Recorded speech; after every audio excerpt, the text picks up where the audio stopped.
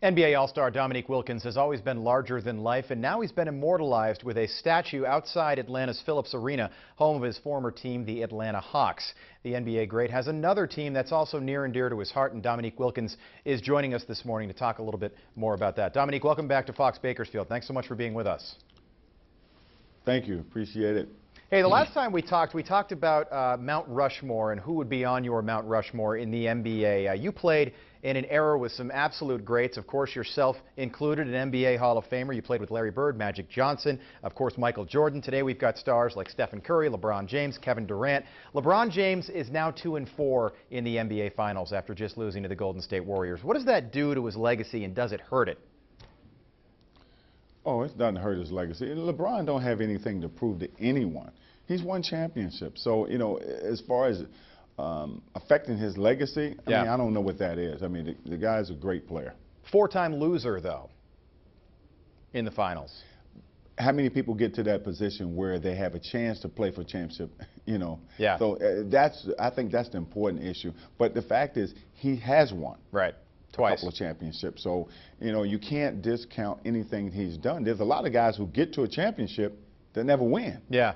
And so the fact that he's won 2 already, yeah, he's been, look, every year there's one team that wins. Right.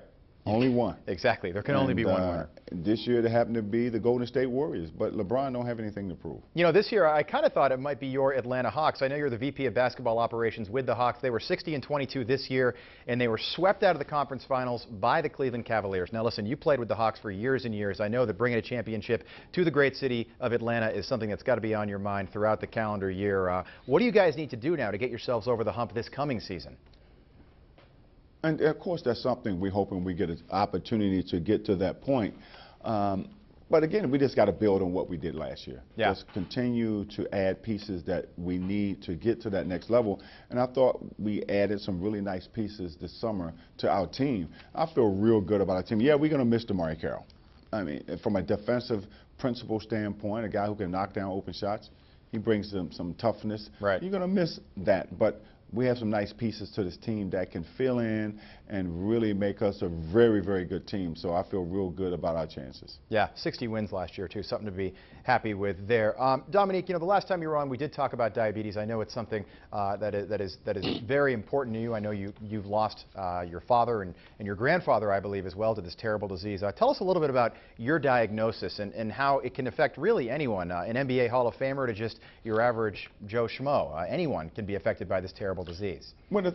Well, the thing is, you're not invincible. Right. And diabetes can affect anyone. So, again, you can't ignore this disease, and you have to manage it the right way. And that management consists of diet, exercise, and medication. And that's why my relationship with Novo Nordisk is so important, because being able to be a part of a team that really understand diabetes, and that's why we're here this morning, to launch the diabetesdreamteam.com website, right, to give people options and information that's going to help them, and the sweepstakes that people can enter in to really have an opportunity to win an opportunity to play, or actually have a one-on-one session a year from now at a diabetes conference on how they build their game plan for diabetes and build a treatment plan that they stick to. So that's what this is all about. Yeah, and folks can visit Novartis-US.com for more information on the Diabetes Dream Team. You were 40 years old when you were diagnosed with diabetes. You're in your 50s now. You still look great. You're still very active. But how has your life changed over the last 15 or so years? Well, it's changed because I look at my health a lot differently. Right. Because there's things that I did years ago that I wouldn't do now. Because you learn how to manage it. You learn by trial and error, actually, and you learn how to take different things away from your diet, but you add more activity, physical. And when you talk about physical activity, it's not so much going to a gym and working out.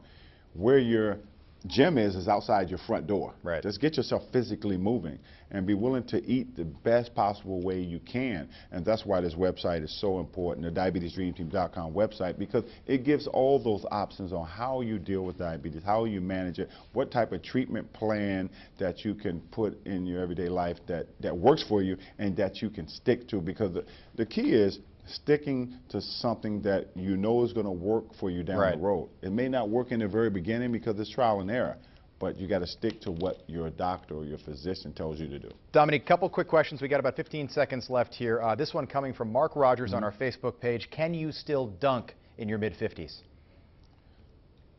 Yeah, I can. You can. But it takes a week to warm up. Fridays I'm good, because I'm good and loose. The human highlight machine. All right, Stephen Curry and the Golden State Warriors, can they repeat this coming season?